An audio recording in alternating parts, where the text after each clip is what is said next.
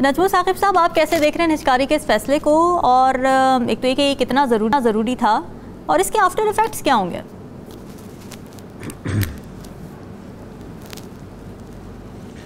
देखिए, काबीना कमेटी बराए निजकारी का जिस तरह आपने अपने इंट्रो में बताया कि 84 हुकूमती मलकियती इदारे यानी जिनको हम SOE स्टेट ओन्ड एंटरप्राइजेस कहते हैं, उनके 84 उनकी कारकर्दगी का जायज़ा लिया गया जी। उसके बाद ख़बर ये है कि 40 की दर्जाबंदी की गई और 24 इदारों की निजकारी मंजूर की गई। और आपने बड़ा अच्छा बता दिया, जिसमें मेन जो निजकारी जिनकी होनी है उसमें PIA है, स्टेट लाइफ है, आपके यूटिलिटी स्टोर्स हैं, और जितने भी ये पेस्को, नेस्को, टेस्को, आइस्को, ये सारा कुछ जो है उसमें आता है, डिस्कोज। अच्छा जी, अब 3-4 जाविये देख लेते हैं फिर उसके बाद आपके सवाल का जवाब खुद ब खुद सामने आएगा जी। पहला जाविया ये है कि इससे जो खसारा होता है हर साल, जब ये हम दे देंगे, निजकारी कर देंगे, तो वो खसारा बच जाएगा। वो खसारा जो बचेगा वो पैसे कहाँ जाएंगे? दूसरा जाविया, क्या ये निजकारी अपने दोस्तों, जानने वालों और अपनी ही क्रिएटेड कुछ कंपनियों को बीच में डाल डूल के होगा, या कि डील जो है वो फेयर होगी? तीसरा जाविया, जो रकूम निजकारी से आएंगी, पहले मैंने खसारे की बात की, अब है कि जो रकूम निजकारी से आएंगी वो कहाँ लगेंगी? वो एक्सचेकर में तो जाएंगी, यानी हुकूमत के खजाने में तो जाएंगी। हाँ। क्या वो सही मानों में इस्तेमाल होंगी मईशत की बहाली के प्रोसेस में, या वो डेवलपमेंट के नाम पे या डेवलपमेंटल प्रोजेक्ट्स के नाम पे कुछ रसीदें इशू करके तो वो हो जाएगा? वो हज़ारों लोग जो नौकरियों से हाथ धो बैठेंगे, जिनकी कच्ची या पक्की नौकरियां हैं, उनका क्या करेंगे आप? क्या आप उनको गोल्डन हैंडशेक देंगे? क्योंकि याद रहे कि वो किसी भी तरीके से आ गए हैं, सिफारिश से आए हैं, अपने मेरिट के बलबूते पे आए हैं, और उनका कसूर क्या होगा अगर वो मौजूद हैं, उनकी नौकरी लगी हुई है, उनके ख़ानदानों का क्या होगा?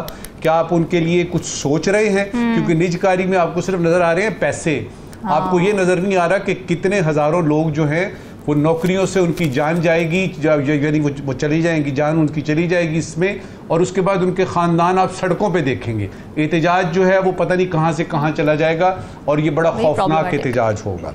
फिर ये IMF का एंगल है जी। आप कहते हैं कि जी IMF की ये शराइत में शामिल है। हाँ। बिल्कुल शामिल है। IMF ये कई दफ़ा कह चुका, और आपने भी जिस तरह से कहा कि ये अभी क्यों, ये तो बड़ी देर से होना है, क्यों नहीं हो रहा? कभी हम सुनते थे स्टील मिल हो रही है, कभी सुनते थे PIA का फलाना होटल फलाने मुल्क में, यूरोप में फलाना ये हो जाएगा। आखिर वक्त में आके कुछ ना कुछ हो जाता है। कोई शौकत अजीज नाम का प्राइम मिनिस्टर जो है, उसकी कुछ पता लगता है जी डील इधर से उधर हो गई है। अब IMF की सिर्फ यही शर्त मानी जाएगी कि IMF की बाकी शर्तें भी माननी हैं?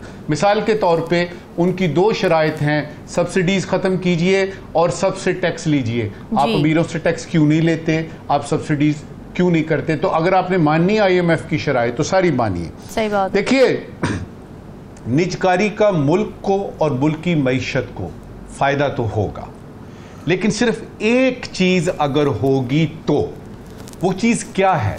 वो है दयानतदारी।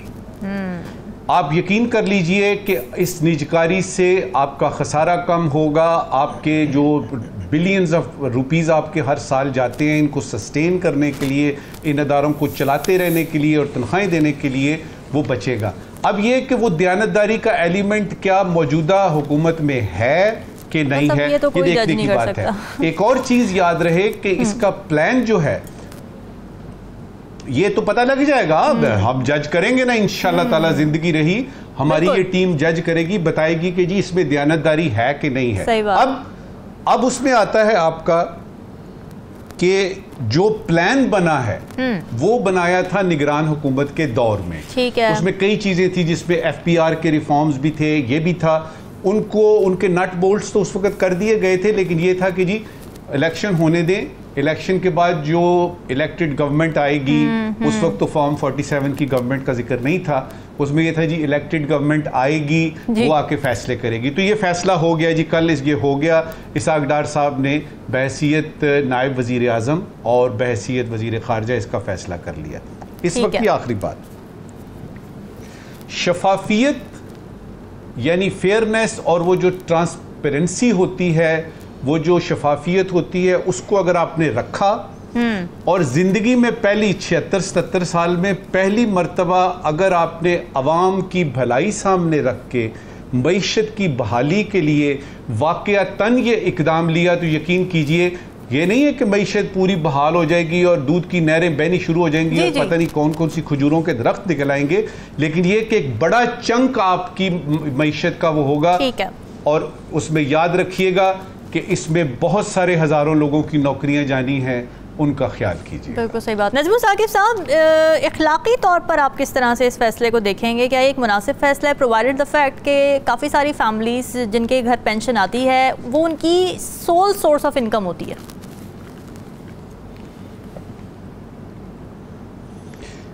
देखिए रामीन, अखलाकी तौर पे तो अल्लाह करे कि मेरे मुल्क में इसको बेस बनाया जाए। मेरे नबी ने फरमाया, खयारुकुम अहसनुकुम अखलाकन, तुम में से अच्छे वो हैं जिनके अखलाक अच्छे हैं।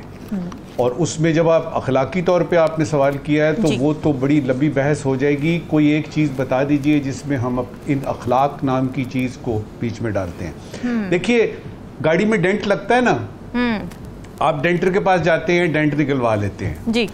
अब एक ऐसी गाड़ी जो कि इतने उसमें डेंट हैं कि वो मुरुंडा बनी हुई है, उसका क्या करेंगे? अच्छा, हमारी मईशत देख लीजिए, हमारे माशरती हालात देख लीजिए, ब्यूरोक्रेसी जिसका जिक्र अभी राव साहब कर रहे थे उसको देख लीजिए, कारकर्दगी देख लीजिए, मौजूदा हुकूमत देख लीजिए, तो आपको लगेगा कि हर जगह पे हर शोबे में कुछ ना कुछ गलत हो रहा है। अब सवाल यहाँ पे ये है कि ठीक करने की जब बारी आती है तो आप उस जगह से क्यों शुरू करते हैं जहां पे आपका बस चलता है? तो मेरी जो बात होगी उसमें पहला आर्गुमेंट ये होगा कि बिजली पे आपका बस चलता है इसलिए कि पूरे पाकिस्तान ने, गरीबों ने, अमीरों ने बिजली इस्तेमाल करनी है, 76 किस्म के आपने उसमें सरचार्जेस लगा दिए, बस चलता है। बस चलता है, अब गरीबों पे बस चलता है, आपका गैस पे तो गैस तो इस्तेमाल करनी है, बस चलेगा। आपका सिलेंडर जो है उनका बिजनेस बढ़ रहा है। वो कौन आदमी है जिसने करोड़ों रुपए, अरबों रुपए बना लिए सिलेंडर पे, गैस इधर से लेके सिलेंडर भर के? जहां पे बस नहीं चलता वही गाड़ी मुरुंडा के ये डेंट ठीक करने हैं, ये डेंट ठीक करने हैं। अच्छा, अब आते हैं इस पेंशन की तरफ।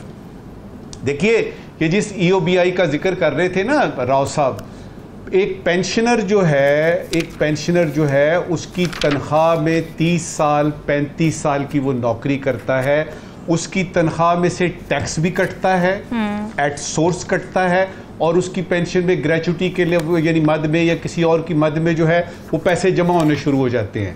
तो ये जो पेंशन मिल रही है पेंशनर्स को, ये कोई हुकूमत नहीं दे रही, ये उसका हक है, ये उसके अपने पैसे हैं।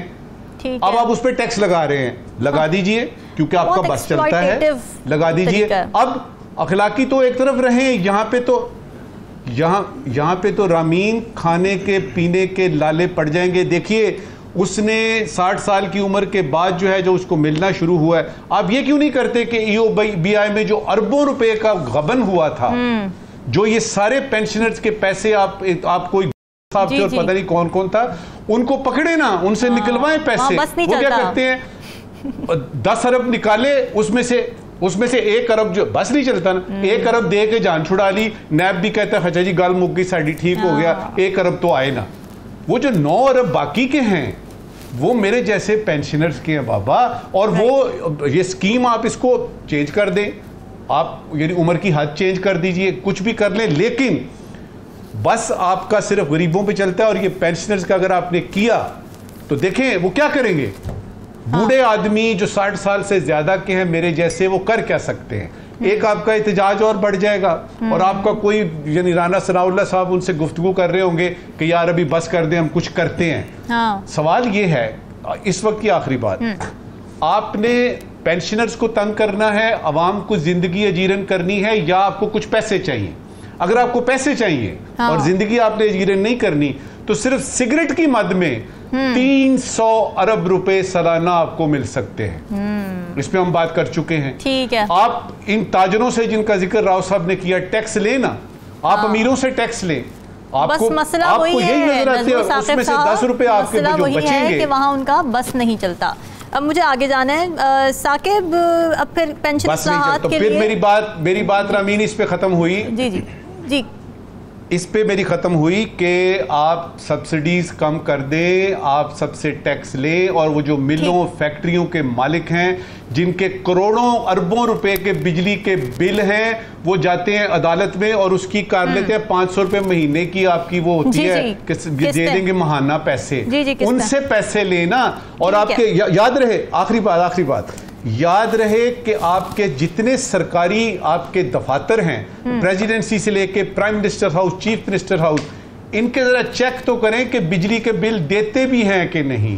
फिर आपको पता लगेगा कि कहां पे बस चलता है आपका और कहां पे बस नहीं चलता। बिल्कुल ठीक है।